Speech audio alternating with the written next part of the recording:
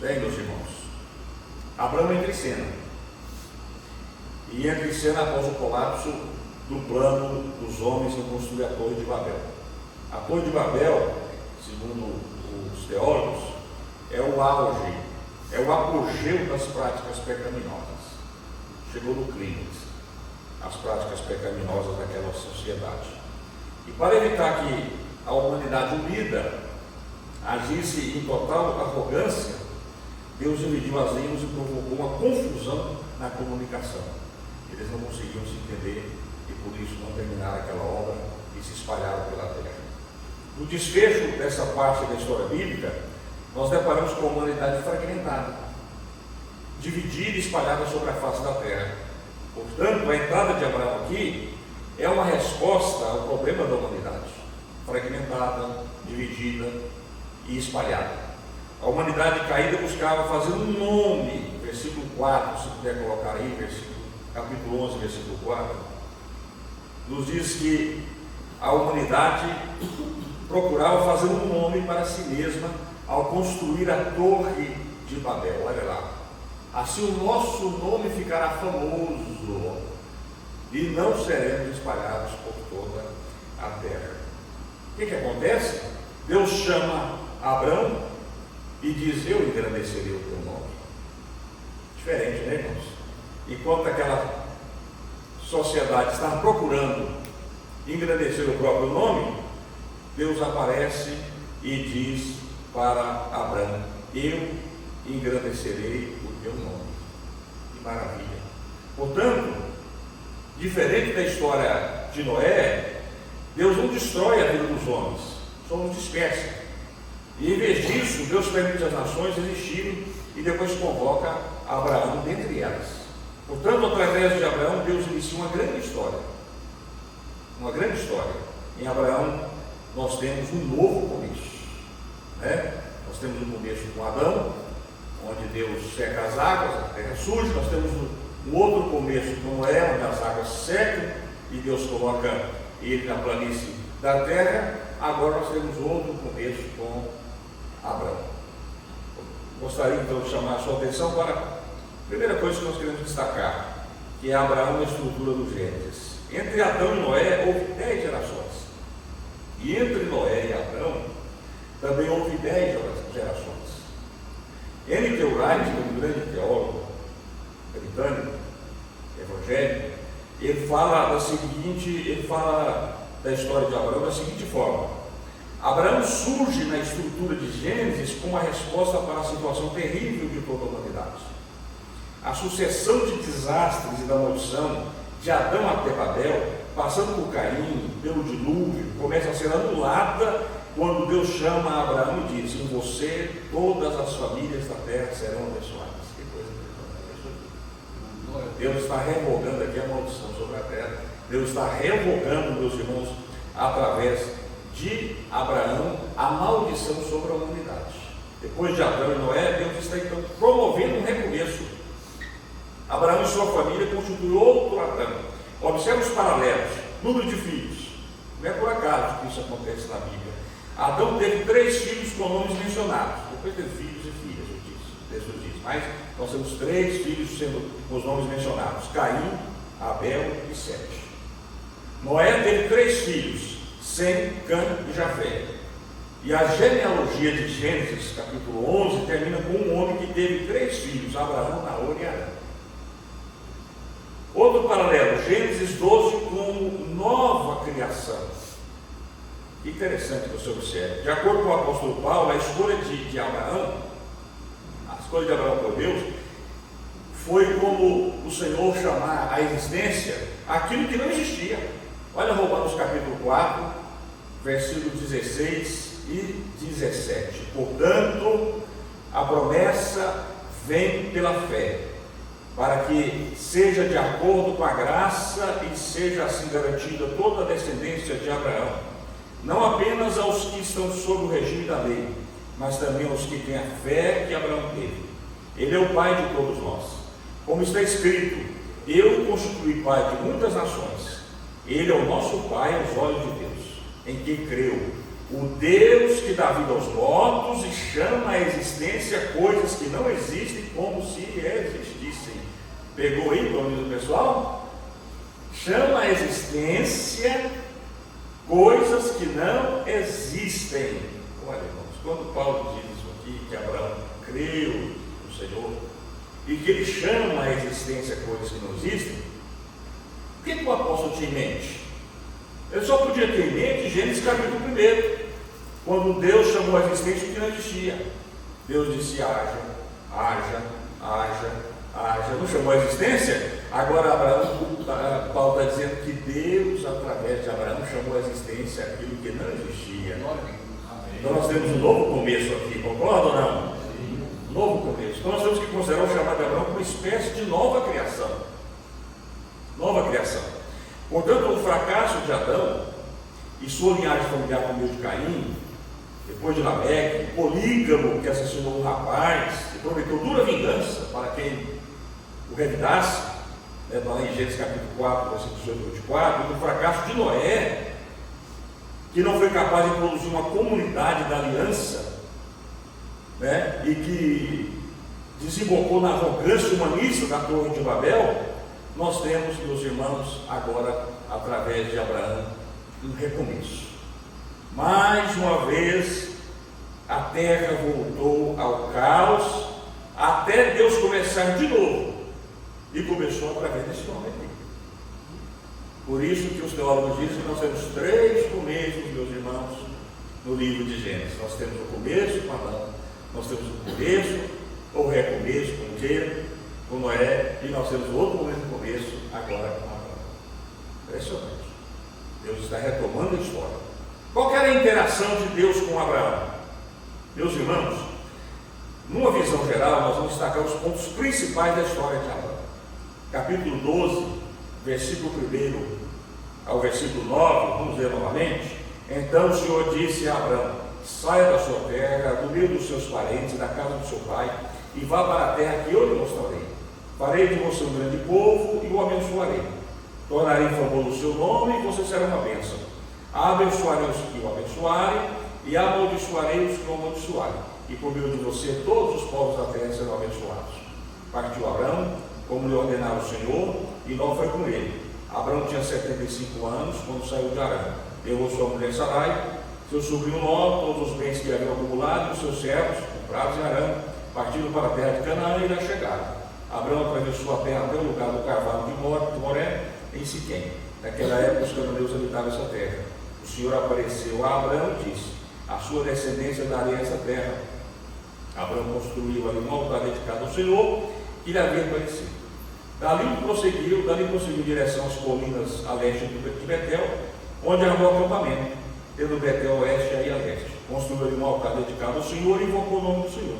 Depois Abraão partiu e prosseguiu em direção ao Negueb. No chamado então de Abraão, qual foi a natureza da palavra de Deus? Primeiro, ordem e promessa. Versículo 3, de 1 ao 3. Então o Senhor disse a Abraão: saia da sua terra, do meio dos seus parentes, da casa do seu pai, vá para a terra que eu lhe mostrarei, farei de você um grande povo, abençoarei, tornarei famoso o seu nome, você será uma bênção, abençoarei os que o abençoarem, amaldiçoarei os que o amaldiçoarem, por meio de você todos os povos da terra serão abençoados. Então, meus irmãos, nós temos o que aqui, a princípio? A ordem de Deus: vá e seja. O verbo do hebraico aqui, os 2 verbos estão desta forma: vá e seja. Perceba que a soberania de Deus fica muito clara aqui na chamada de Abraão, porque Deus não pede: por favor, eu quero te abençoar, mas por favor, por obséquio, saia daí, vem para cá. Não, Deus dá uma ordem. A sua soberania fica clara, explícita aqui: vá. E depois Deus diz o que? Seja. As promessas feitas a Abraão envolvem grande nação, bênção e engrandecimento do nome. Primeira promessa: grande nação. Meus irmãos, não existe grande nação sem território. Por isso, no versículo 7, ele confirma a promessa da terra: darei a sua semente, a sua descendência, esta terra.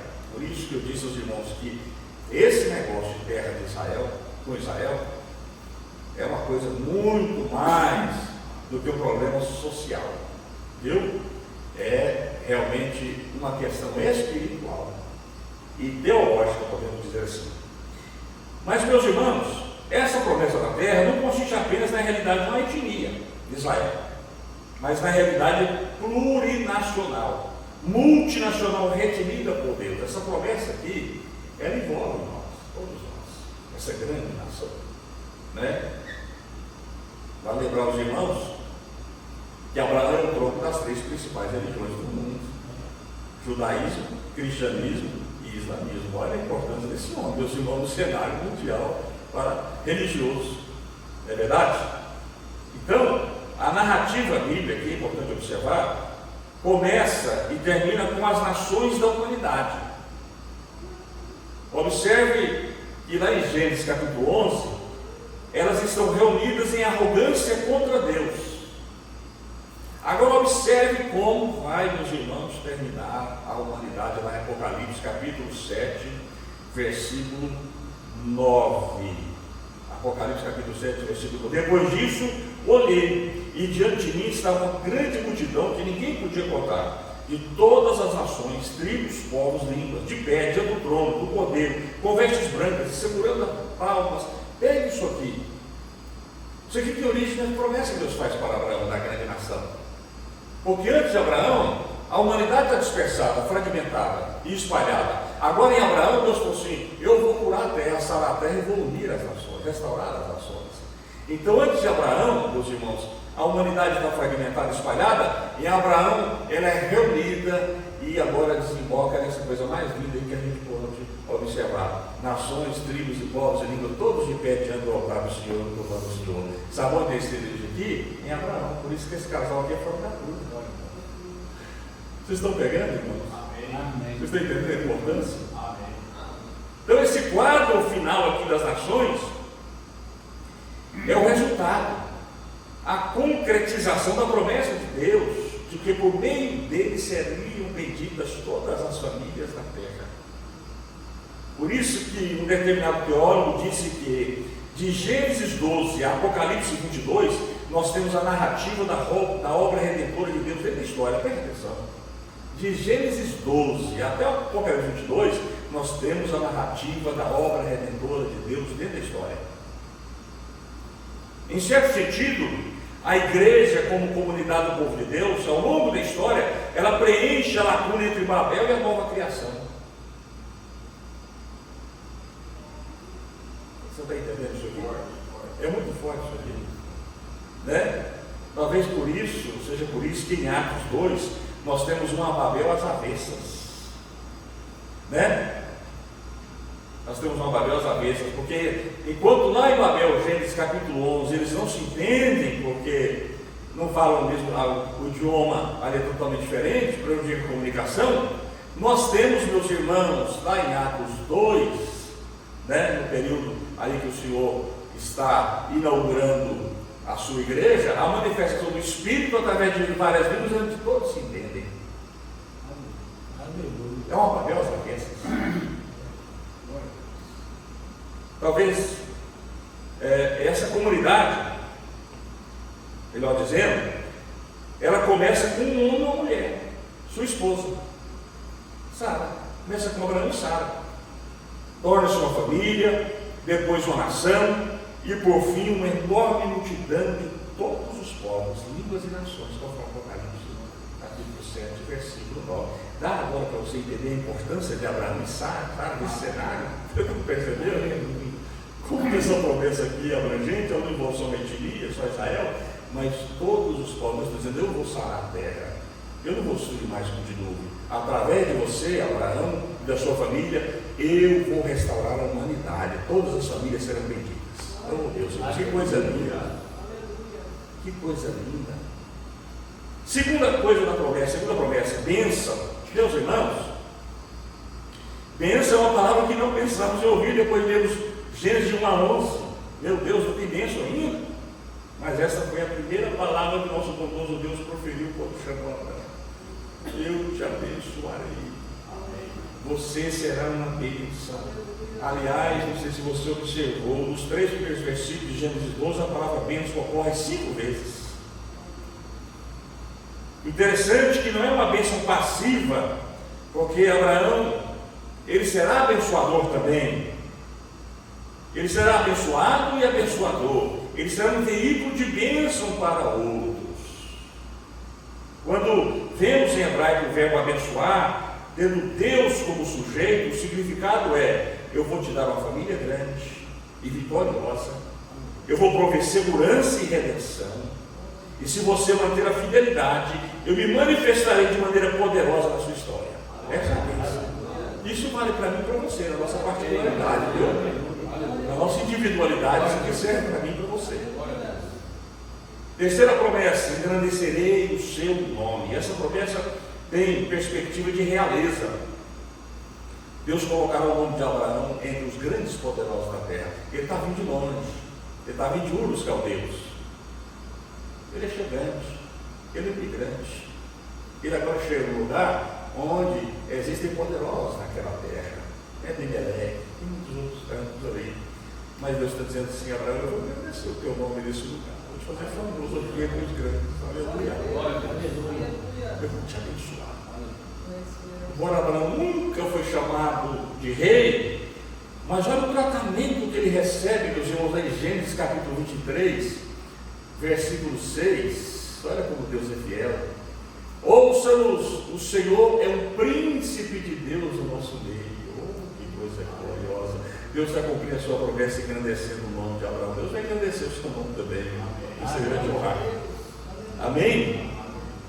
Observe como esses versículos se harmonizam, meus irmãos, com essa promessa lá de Gênesis capítulo 17, versículo 6. Eu o tornarei extremamente fértil, de você farei nações e de você procederão reis. Irmãos, isso já se cumpriu no passado, se cumpre até hoje. Aqueles árabes ali, quantos reis poderosos na terra, tudo tem origem em Abraão. Nesse casal aí, ó. Será que Deus é fiel? Vale confiar em Deus? Vale a pena confiar nesse Deus, Ariel? Hã? Hoje muito mais você tem para falar, né? Deus, estabelecer a aliança, para rolar isso aí. Para rolar aí. Olha o versículo 16, coloca o 16 aí. Coloca o 16. Eu tornarei, eu o abençoarei, também por meio dela darei a você um filho. Sim, eu abençoarei, e dela procederão nações e reis de povos. Deus está dizendo: eu vou engrandecer o seu nome na terra. Amém? Amém. Diante dessas promessas, qual foi a atitude de Abraão, meus irmãos? Obediência. Versículo 4 ou 9, partiu Abraão, capítulo 12, né? Partiu Abraão como lhe ordenava, o Senhor foi com Ló, tal, coisa e tal. Até o versículo 9 fala da obediência. Diz que ele levantou altares ao Senhor. O texto fala 2 vezes que ele levantou altar ao Senhor. Portanto, o que esse Abraão faz? Ele crê. Ele crê e obedece. Que situação complicada. Você sair do meio da sua casa para a terra, onde você pode dizer assim: o prefeito aqui é meu primo, casa, né?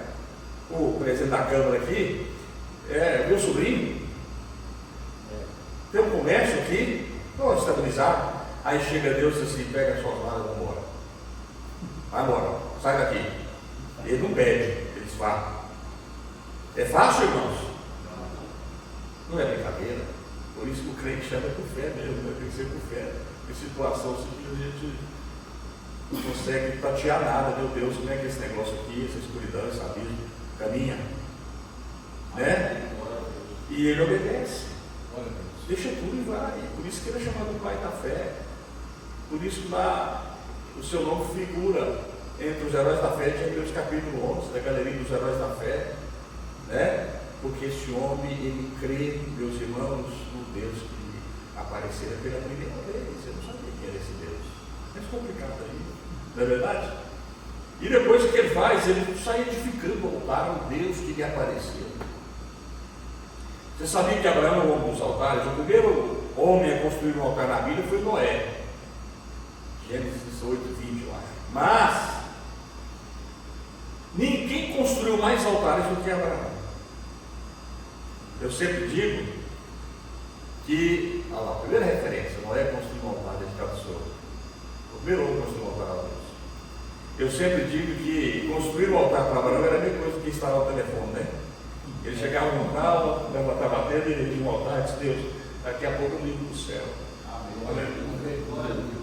E ele tinha altar e Deus descia do altar de Abraão e falava com ele. Era o homem dos altares. Amém? Amém. Portanto, meus irmãos, esse homem obedece porque ele segue. Esse homem, ele obedece porque ele adora.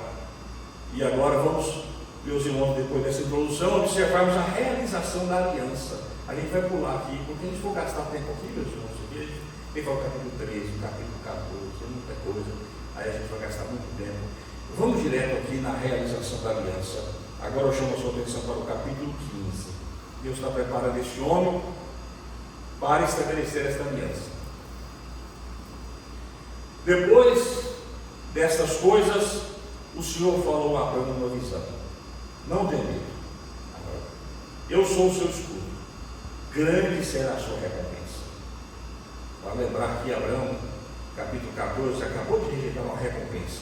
Disse: não quero nada que vem da sua mão, eu só recebo bênção que vem da mão do meu pai. Eu disse: grande vai ser sua recompensa. Aleluia. Mas Abraão perguntou: ó soberano Senhor, que me dará se continuo sem filhos e o herdeiro do que possuo é Eliezer de Damasco? E acrescentou: tu não me deste filho algum, um servo da minha casa será o meu herdeiro. Então o Senhor deu-lhe a seguinte resposta: seu herdeiro não será esse, um filho gerado por você mesmo será o seu herdeiro. Levando para fora da tenda, disse-lhe: olhe para o céu e conte as estrelas, se é que pode contá-las. E prosseguiu: assim será a sua descendência. Abraão creu no Senhor, e isso lhe foi acreditado como justiça. Disse-lhe ainda: eu sou o Senhor, que o tirei de Ur dos Caldeus para dar-lhe esta terra como herança. Perguntou-lhe Abraão: ó soberano Senhor, como posso saber que tomarei posse dela? Respondeu-lhe o Senhor: traga-me uma novilha, uma cabra e um carneiro, todos com 3 anos de vida, e também uma rolinha e um pombinho. Abraão trouxe todos os animais, cortou-os ao meio e colocou-os cada metade em frente à outra. As aves, porém, ele não cortou. Nisso, aves de rapina começaram a descer sobre os cadáveres, mas Abraão se enxotava. Ao pôr do sol, Abraão foi tomado de sono profundo, e eis que vieram sobre ele trevas densas e apavorantes. Então o Senhor disse: saiba que os seus descendentes serão estrangeiros numa terra que não lhes pertencerá, onde também serão escravizados e oprimidos por 400 anos. Mas eu castigarei a nação, a quem servirão como escravos, e depois de tudo sairão com muitos bens. Você, porém, irá em paz aos seus antepassados e será sepultado em boa velhice. Na 4ª geração, os seus descendentes voltarão para cá, porque a maldade dos amorreus ainda não atingiu a medida completa. Depois que o sol se pôs e veio a escuridão, eis que um fogareiro esfumaçante, com uma tocha acesa, passou por entre os pedaços dos animais.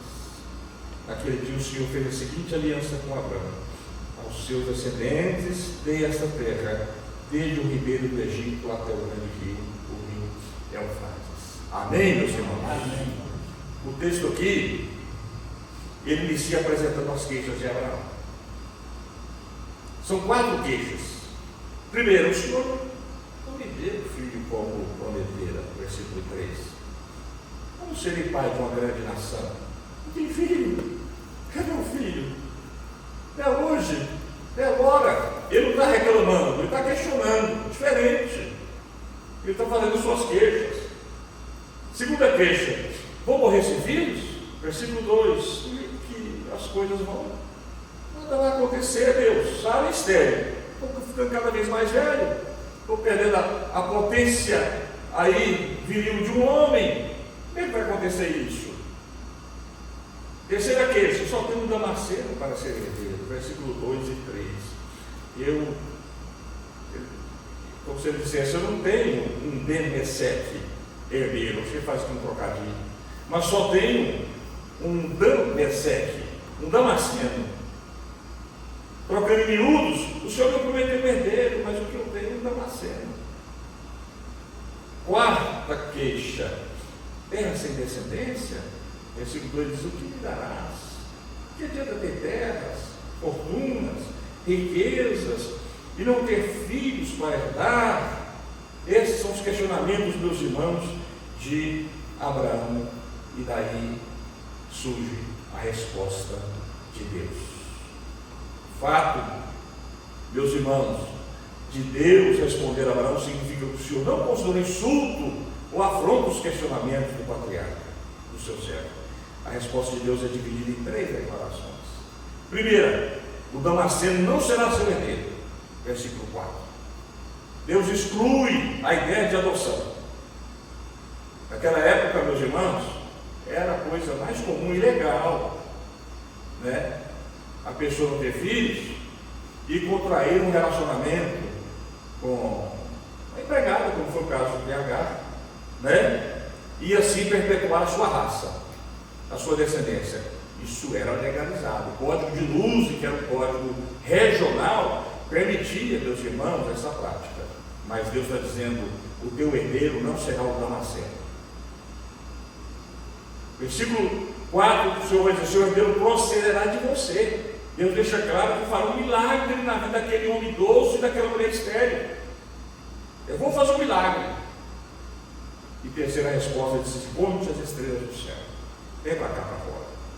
Olhe para o céu, vocês podem contar, enumere todas elas. Deus já tinha usado no passado esse argumento hiperbólico, exagerado, né? Lá em Gênesis 13:16. Repetir e memorizar. Deus está dizendo: não esqueça, Abraão. Deus estava dizendo: Abraão, eu criei todas as estrelas. Daí eu te pergunto: será que terei condições de dar prosperidade? O Deus que criou as estrelas é poderoso o suficiente para suscitar uma numerosa descendência. É isso que Deus está dizendo para Abraão. E daí, meus irmãos, surge a celebração da aliança. Deus agora pretende estabelecer o seu governo sobre a sua criação mediante a essa aliança com Abraão.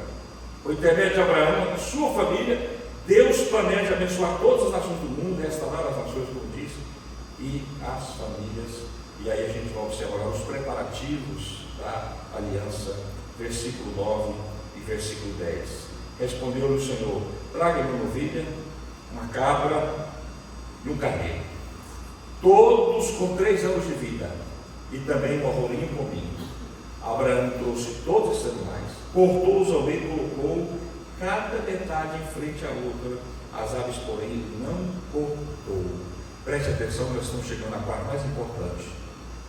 Deus agora chama Abraão para cortar uma aliança, conforme eu disse aqui na primeira missão. Falar-te, permite. Isso é a coisa mais comum naquela época, cortar uma aliança. Naquela época, os monarcas faziam, meus irmãos, as alianças usando esse ritual. Isso era a coisa mais comum. Coloca aí, Lucas, Jeremias 34, versículos 18 e 20.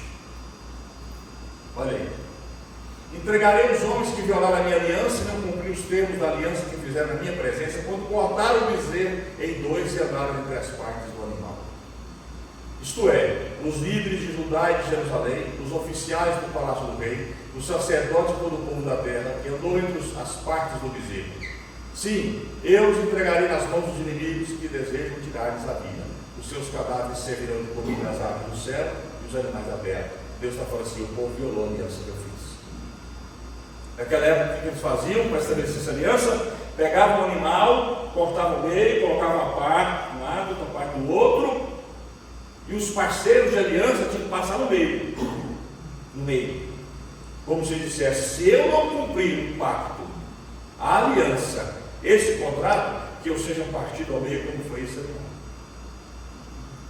Então Deus está chamando aqui Abraão para esse pacto. Agora, a coisa mais impressionante que eu chamo a sua atenção aqui é que depois que Abraão colocou os animais todos, só não cortou as aves, expôs todos eles ali diante do seu altar, Abraão não passa pelo meio dos animais cortados. Apenas Deus passa. Não sei se você percebeu isso aí. Isso aqui, Deus impuseram. Deus estava com isso dizendo a Abraão: não são os seus méritos que garantem essa aliança, mas a minha promessa.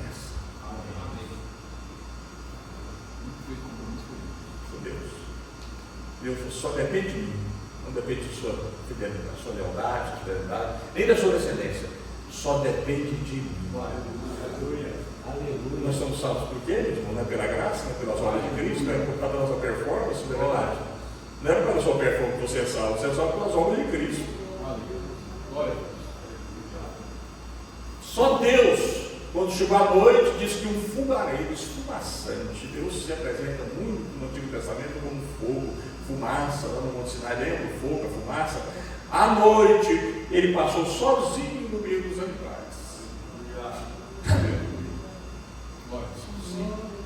Como se dissesse: Abraão, só depende de mim, não depende de você. Mesmo se você falhar no pacto, eu vou garantir a minha promessa.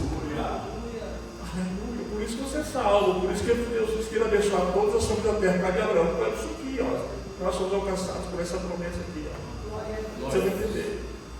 Amém?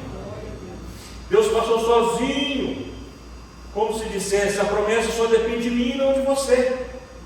Aí um grande teólogo chamado Rei Van isso mesmo, diz o seguinte acerca desse ritual: que Deus impressionante nós temos, que amor incrível Ele tem por suas criaturas. Imagine, o Criador do Universo, o Deus santo e justo, teve a disposição de deixar o céu e descer até a tenda de um nômade no empoeirado e quente deserto do Negev para expressar o amor do seu povo. Então, quando esses animais haviam sido sacrificados e colocados de ambos os lados do sangue derramado, Deus fez uma aliança. Por isso andou descalço na forma de uma tocha ardente pelo caminho de sangue entre os animais. Ele andou sozinho, Abraão. Depende de você, só de mim. O Deus Todo-Poderoso atravessou descalço uma poça de sangue. Deus encharcou os pés de sangue. Ele fez isso por amor a nós. Ele fez isso por amor a você. Ele fez isso por amor à sua igreja. Ele fez isso por amor à sua casa, à sua família. Você sabia disso? Deus disse: se essa aliança for quebrada, Abraão, por qualquer motivo, seja por infidelidade minha ou sua, eu pagarei o preço. Eu pagarei o preço. Eu serei cortado como esses animais. Se os seus descendentes, porque você está fazendo esta aliança, não cumprirem, eu pagarei o preço com sangue.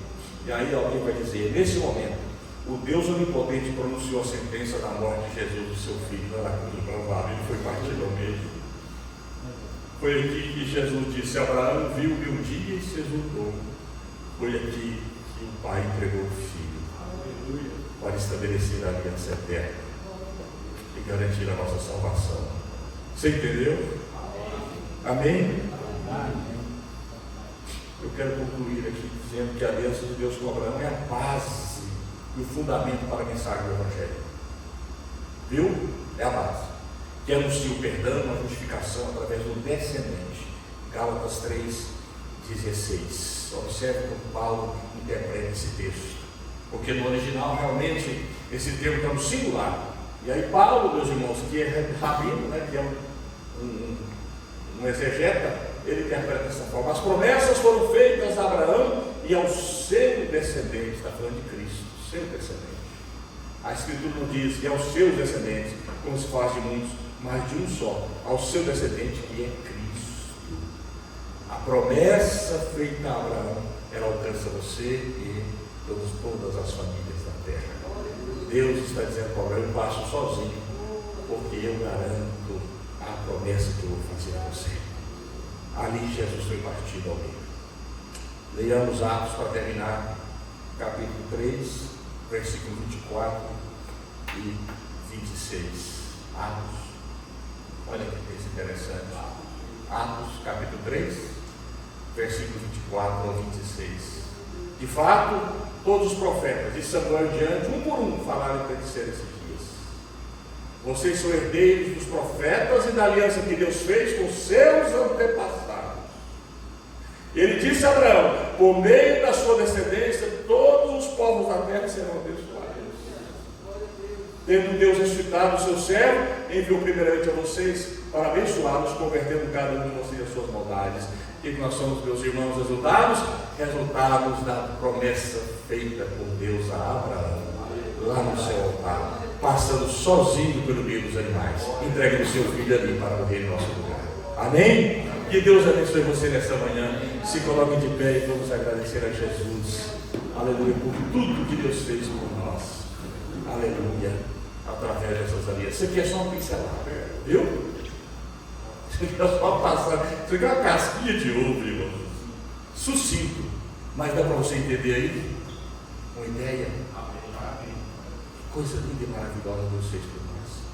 Feche os seus olhos, vamos agradecer Jesus nessa hora, só agradecer, porque Ele passou sozinho, passou Deus no meio daqueles animais, para garantir esta promessa, para estabelecer esta aliança, aleluia. E lá na frente Jesus foi agora, aleluia, maltratado por nós, pagando um preço por nós, sofrendo por nós, para manter esta aliança. Senhor Jesus querido, nós te louvamos, te exaltamos, pela tua infinita graça e misericórdia, pelo teu amor, meu Pai amado, pelas tuas obras realizadas na cruz do Calvário, preditas pelos antepassados, aleluia. Lá, Senhor Jesus, nos primórdios da história, quando o Senhor prometeu que abençoaria todas as famílias da terra através de Abraão. Lá, Senhor, onde o Senhor passou sozinho no meio daqueles animais, Senhor Jesus querido, para garantir a nossa vitória, a nossa bênção, meu Pai. Deus continua abençoando os nossos corações, as nossas vidas, para que entendamos este amor tão profundo, como disse Paulo. Paulo disse: eu oro para que você me entenda a largura, a profundidade, a altura, aleluia. O cumprimento desse amor é muito amor, nós não conseguimos explicar, meu Pai amado, mas apenas, Senhor, eu quero te louvar, te exaltar, te agradecer, meu Senhor, por obra tão linda e gloriosa que o Senhor fez, meu Pai amado, nas nossas vidas. Senhor, aqui nós te oramos e pedimos e te agradecemos, no nome de Jesus, teu Filho amado. Amém e amém. Amém, meus irmãos. Amém. Deus abençoe vocês.